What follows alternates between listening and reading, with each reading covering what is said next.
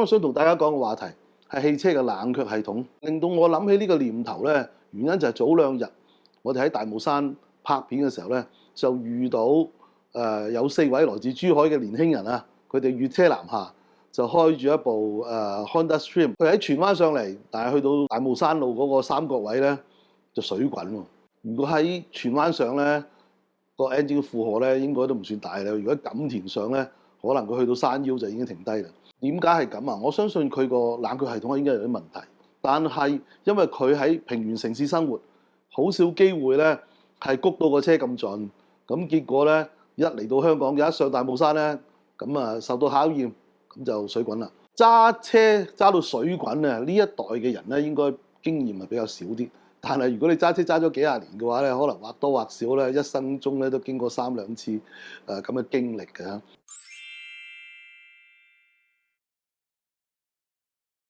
汽車嘅冷卻系統，顧名思義咧，就係要嚟冷卻部車嘅。咁點解要冷卻部車咧？因為我哋以前係油車啊嘛，油車咧燒油產生動力咧，大家知道啦，效率就麻麻地啊。而家嗰啲車講緊最叻嘅都40% 以上啦。咁以前可能係20-30% 係變咗做動力，咁剩低落嚟嗰啲全部變做熱力啊嘛。嗰啲熱力你必須要帶走佢嘅，如果唔帶走佢，累積越嚟越熱，越嚟越熱嘅話，金屬都會溶解啦嚇。咁所以咧，我哋就要一個冷卻系統去負責呢個工作。今天咧，我哋都好明白冷卻系統點㗎啦。我哋打開車頭冚咧，會見到有個水箱啦，水箱咁啊，利用啲水喉連住部 engine 啦。除此之外咧，有啲係睇唔到嘅，譬如佢負責水路嘅開關咧，有一個thermostat 我哋俗稱叫水膽啦。咁另外咧就有個水泵啦，令到啲水運行啦。最後咧仲有一把風扇啊，呢個風扇係好緊要嘅，因為上個世紀初嗰啲車個冷卻系統咧係冇風扇嘅，亦都冇水泵嘅，靠熱力令到啲水上升，咁啊凍嘅就往下邊流，咁做一個好緩慢嘅對流。後來 engine 馬力越嚟越大啦，咁啊需要有水泵風扇啊，但係成個發展過程咧真係好有趣嘅。首先嗰個水箱咧，英文叫做 radiator。radiator 顧名思義咧就係輻射去傳熱係嘛 radiation。但係其實呢個世界上冇一架車嗰個熱力咧係靠 radiation 散失嘅，都係靠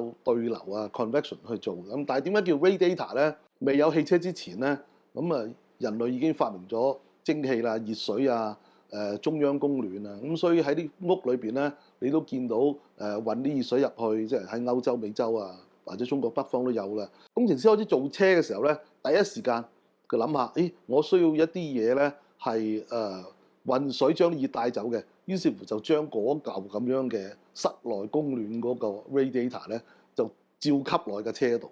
咁因此咧，汽車個水箱都叫做 radiator。喺個水路裏邊咧，我要確保嗰部 engine 咧熱啲水就流啦，凍啲水又唔好留住啦。咁我咧就會有一個溫度開關嘅，就叫做 thermostat。咁開關咗之後 ，engine 熱啊，咁咧就可以流動啦。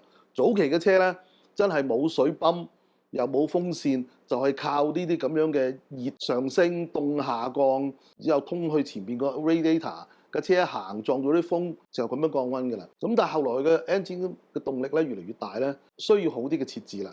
於是乎咧就我哋喺水管裏邊咧有一個 thermostat 之外咧，咁我哋仲有個水泵啦，去泵啲水啦，確保佢個水膽開咗之後咧，啲水係循環嘅。咁後來咧就唔夠，因為架車有啲時候快，有啲時候慢啊嘛。咁所以咧你靠自然風吹都唔係辦法，就加咗把風扇。點樣做咧？最簡單啦，因為有部 engine 撻着咗，擸住把風扇，咁啊自動吹動佢咯。最早期嘅風扇咧就唔使諗啦，因為 engine 有動力，咁啊直接駁把風扇落去，個 engine 一行，咁啊風扇即一行咁就得啦。咁但係呢個方法咧，去到越嚟越講效率，越嚟越講性能，越嚟越講環保嘅年代咧，大家覺得咧呢啲咁嘅方法咧就非常之粗劣啊。於是乎咧就有啲好啲嘅方法啦。譬如我哋喺個 engine 同個風扇之間加一個液壓離合器嘅，咁啊夠熱先至咧係放啲油落去，令到個風扇轉。咁呢個咁嘅方法咧就喺眾志引擎一路用啊，貴嘅車啊，或者係重型貨車、巴士、商用車咧都係用呢啲方法嘅。你見到嗰個風扇後邊有一個金屬，裏面有好多散熱片嘅，其實裏邊咧就係一個溫度感應嘅開關，用液壓去行把風扇嘅。後來咧行頭轆啊 engine 打橫擺，咁根本上個 engine 轉動嘅方向同架車運行嘅方向、水箱嘅方向都唔一樣嘅。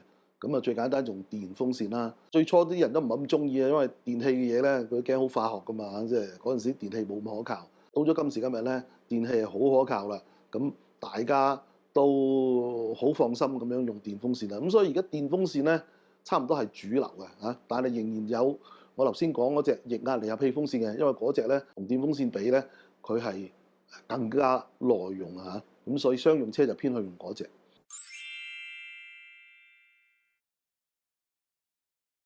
我哋講咗油車嗰個冷卻系統個結構啦，同埋佢周邊嘅零件啊。新能源汽車又有冇冷卻系統嘅咧？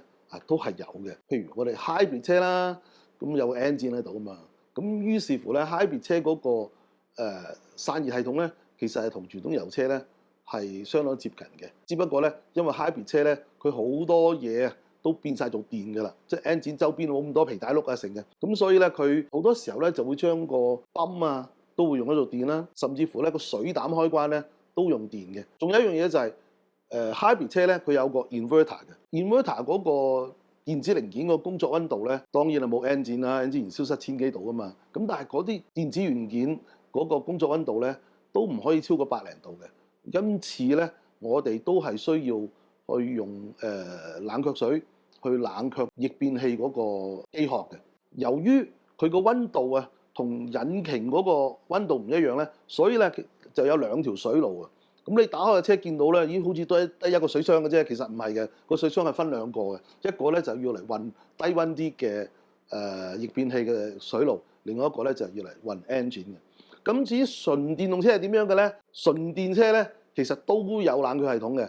只不過咧，純電車咧，我哋嗰個叫做熱管理系統，因為佢係更加複雜嘅。今日咧，我哋就唔講住啦，因為嗰個咧同我哋而家講嘅汽車嘅冷卻系統咧個分別比較大。我哋今次咧就集中講翻個汽車嘅冷卻系統先啦。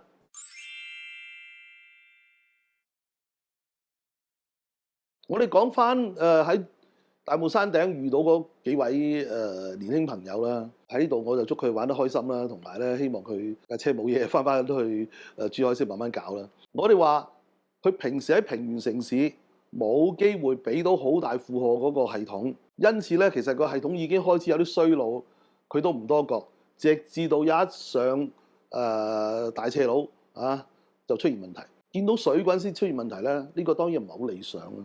但係其實一架車啊，佢個冷卻系統開始老化出現問題，我哋可唔可以憑住平時揸車可以察覺得到嘅咧？其實都有啲辦法嘅。一個設計得好好嘅冷卻系統咧，佢嗰個冷卻嘅功能啊，應該係設計到大過你架車正常使用嘅 maximum power 嘅。通常啲工程師都會設計大約10% 到嘅 margin 啦。記住啊，正常使用啊，即係話我係 maximum power。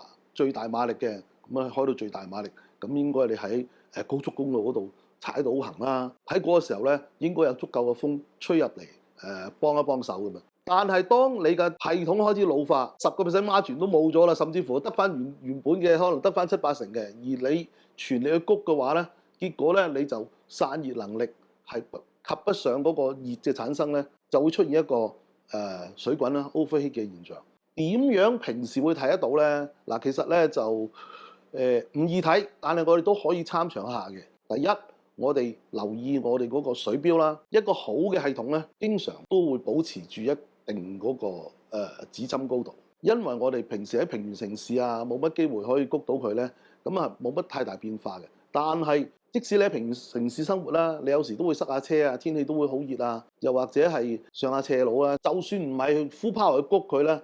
平時稍微有少少負荷俾佢咧，見到支針咧係會有變化嘅。如果嗰支針咧無緣無故有變化咧，其實代表個系統唔係好理想。第二咧就係，如果你係膠水箱咧，你可以打開個頭冚睇睇個水箱咧嗰個顏色嘅變化喎。譬如你新嘅時候咧，個水箱可能係黑色啊，咁啊耐咗之後咧，水箱可能變淺色喎，變咗啡色啊，甚至乎有啲微微嘅好似樹根咁樣嘅嗰啲裂紋啊，佢未漏水嘅，甚至乎你聞到少少膠味嘅，咁即係代表其實嗰個水箱咧就老化㗎啦，因為水箱嘅壽命真係有限嘅，你10年8年嘅話咧，佢啲膠開始變壞咧，佢就會有裂嘅現象。仲有就係你平時打開車頭冚睇下油睇下水嘅時候咧，你都會見到 coolant 啊嗰個顏色係點樣嘅。理論上你新換嘅 coolant咧應該係好鮮豔嘅。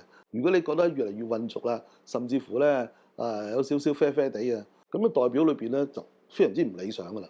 咁呢個時候咧，你平時行車可能都冇乜嘢嘅喎嚇，但係一谷上大斜路咧，個問題出現啦。仲有一樣嘢，你留意下你行車嘅時候咧，開冷氣或者係唔開冷氣都好啦，你熱咗嘅話咧，就都會有一把風扇轉嘅。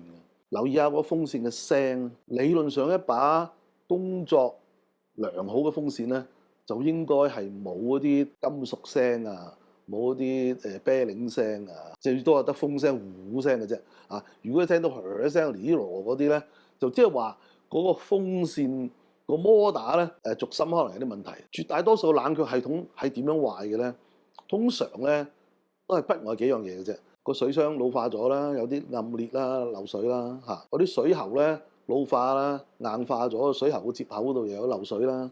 第三咧就係嗰把風扇啤鈴老化咗，咁個風扇嗰個功能咧佢唔係唔轉喎，但係轉得冇原本設計咁快啊，咁所以個功能咧根本上就下降咗。第四咧就係你個冷卻液咧就已經係太耐冇換啦，已經係失效啊！你唔好以為我有水就得啦，其實就唔係咁簡單嘅。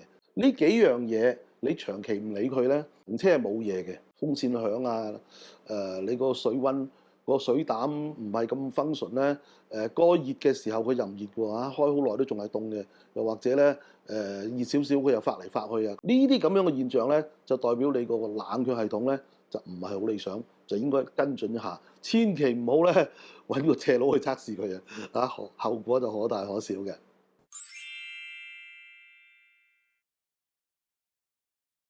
講開冷卻系統咧，就會帶出一個熱門嘅問題啊！經常聽到有朋友問，換咗低溫水膽係唔係會令到部車嘅性能發揮得好啲嘅咧？呢個係好有趣嘅問題嚟喎！啊，你唔好以為我好理智嘅，成個系統個冷卻功能係咁多就咁多㗎啦。你部 engine 改裝咗大 turbo、大擠嘴，馬力大咗、餘熱大咗，你個熱量多過佢嘅冷卻功能，你梗會水滾㗎啦！你換個低溫水膽，只不過係早啲開啫，但係去到最尾啊，排嘅熱係多過你散熱，咁啊實會水滾啊！所以換個低溫水膽咧，理性上嚟講咧，其實係冇乜意思嘅。咁呢個當然係好合理嘅講法嚟，但係咧，我哋仍然見到係好多人去換，有啲人換咗咧，又真係話係好 happy 喎。咁我嘗試下解釋下。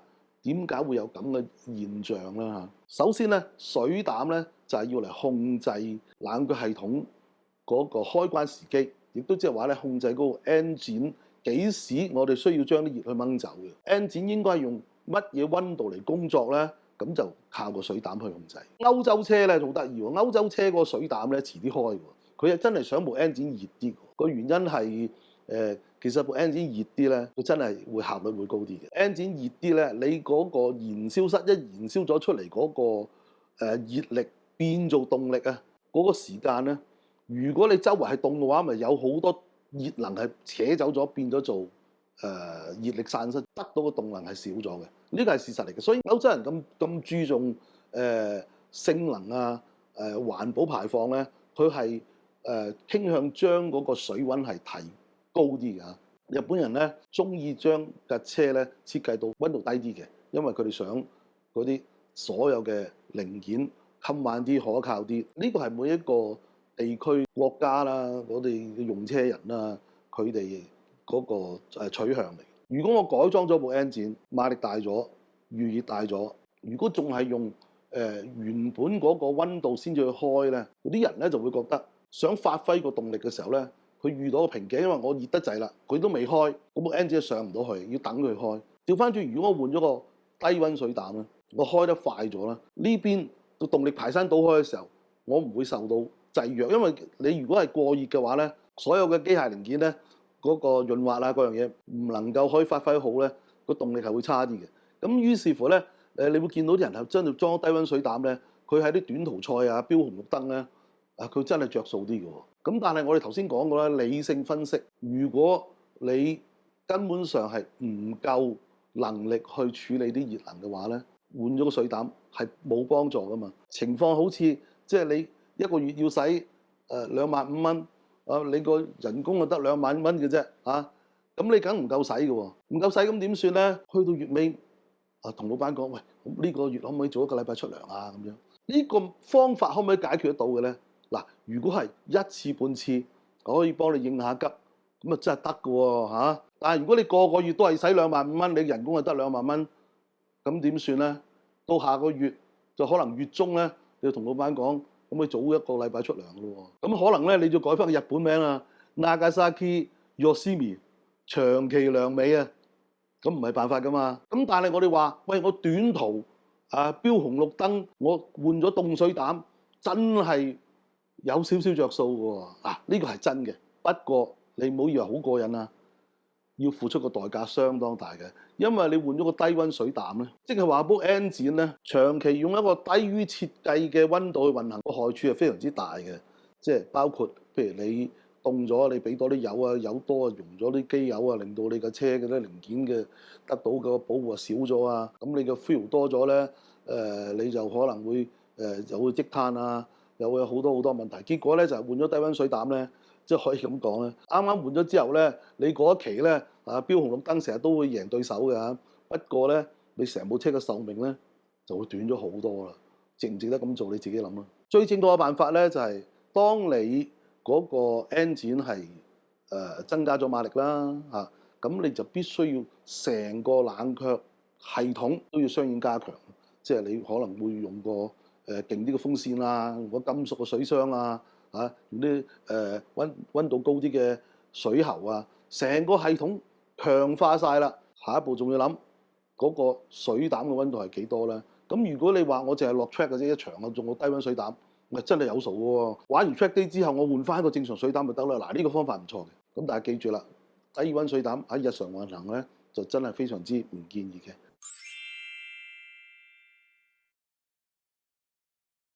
咁對於追求性能嘅朋友嚟講咧，除咗個冷卻系統運水之外咧，咁仲會考慮裝一個油冷氣嘅。有 oil cooler 最大嘅好處咧，就係佢可以更加直接地帶走餘熱，唔需要你先 heat 咗啲油，油再 heat 咗個 block，個 block 再 heat 咗個水槽裏邊嘅水，咁間接。如果我將啲油用一個系統將佢冷卻咗咧，直接程度咧就比你搞個水爐咧係更加好啦。咁因此咧，高性能嘅跑車啊、賽車啊，除咗係個水箱個水路嘅冷卻系統要搞之外咧，好多時候咧都係增加一個油路嘅冷卻系統嘅時候加個 oil cooler 啦。至於行街嘅車就裝 oil cooler 點睇咧？我可以咁講啦，裝咗係冇壞嘅，但係咧係有冇需要咧？就應該就未有需要。譬如你架車係200匹、300匹都好啦，你行街咧係講緊用緊100幾十匹嘅啫。